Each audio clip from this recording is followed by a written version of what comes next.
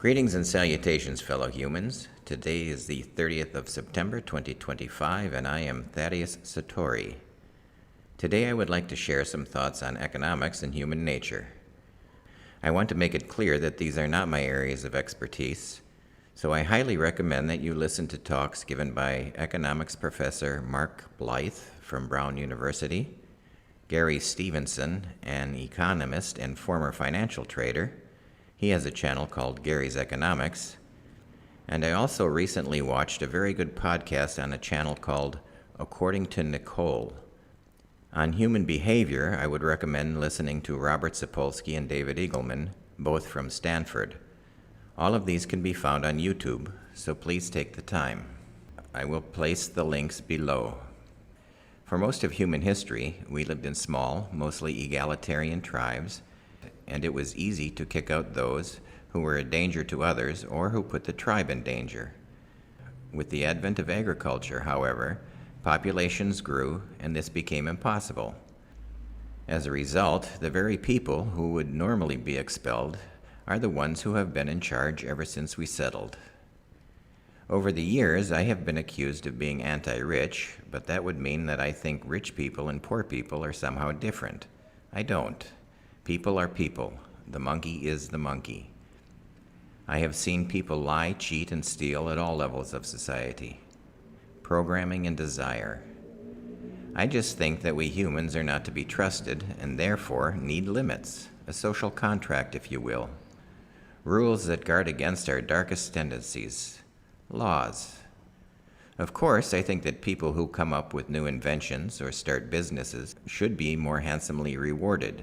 It is, after all, part of our nature to be motivated through incentives. But, as the German philosopher Arthur Schopenhauer pointed out, quote, "Wealth is like seawater. The more we drink, the thirstier we become. And the same is true of fame." End quote. I would venture to say that most philosophies and religions have warned us against the perils of greed. Even Jesus said that it was easier for a camel to go through the eye of a needle than for a rich man to enter the kingdom of God.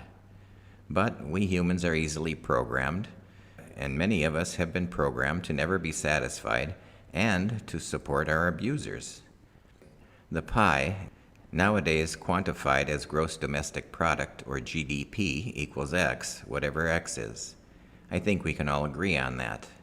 And if we, as a society, allow 1% of the people to hoard 50% of the pie, then that means that 99% of the people are fighting over the remaining half. Mathematics. It would be no different than if we lived in a village of 100 and allowed one member to walk away with 50% of the food, while letting the remaining 99 people fight over whatever is left. Just to be sure, I checked these figures out and found that the top 1% own approximately 50%, and the top 10% own between 75 and 85% of total global wealth.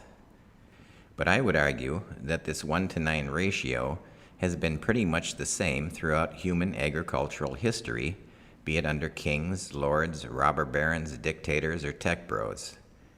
We have gone from chattel slavery to feudalism to capitalism, and still this ratio has remained pretty much the same. One brief narrowing in human history started in the U.S. with the New Deal, took off after World War II, and continues, to some extent, in Scandinavian countries. Since then, the ruling class, very successfully, has been on a mission to claw back their obscene share of the pie.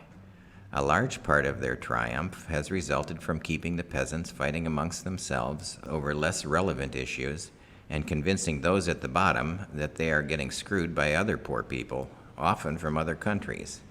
Fact-checked. It's those at the top who are screwing you.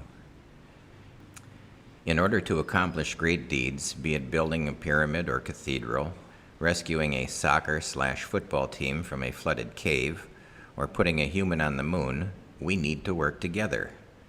I often think of the experiment with the jar of jelly beans. If you ask 1,000 people to guess the number of beans in the jar, you get wildly varying answers. But if you average those guesses, you get very close to the actual number. Democracy. It is not possible for any one person to have all the answers, so we need to work together. I don't think that the ruling class are evil. They are just humans, and we humans need guardrails.